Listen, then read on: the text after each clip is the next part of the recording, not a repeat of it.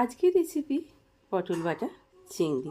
তাই আমি 4-5টা পটল নিয়ে নিয়েছি এবং কেটে ভালো করে ধুয়ে নিলাম, খোসাটা অল্প করে ছাড়িয়ে নিয়ে এবং একটু কড়াইয়ে গরম জলে একটু ভালো করে সিদ্ধ করে নিলাম। সিদ্ধ করে নিয়ে জলটাকে টিপে বার করে কন্টেনারে দিয়ে রসুন লঙ্কা দিয়ে কন্টেনারে দিয়ে ভালো করে একটু পেস্ট করে নিলাম। পেস্ট করে নিয়ে এইবার কড়াইয়ে তেল দিয়ে আমি চিংড়ি মাছগুলোকে ভালো করে একটু ভেজে নিলাম।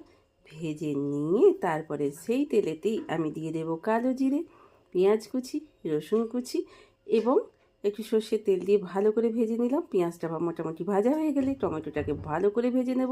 টমেটোটা পেঁয়াজ সব ভাজা হয়ে গেলে ভালো করে এবার পটলের পেস্টটা আমি দিয়ে দেবো এবং অল্প একটু হলুদ, নুন, মিষ্টি, চিনি সব কিছু দিয়ে নিয়ে ভালো করে চিংড়ি মাছের সঙ্গে নাড়িয়ে চাড়িয়ে রেডি হয়ে যাবে আজকে আমার পটল বাটা চিংড়ি।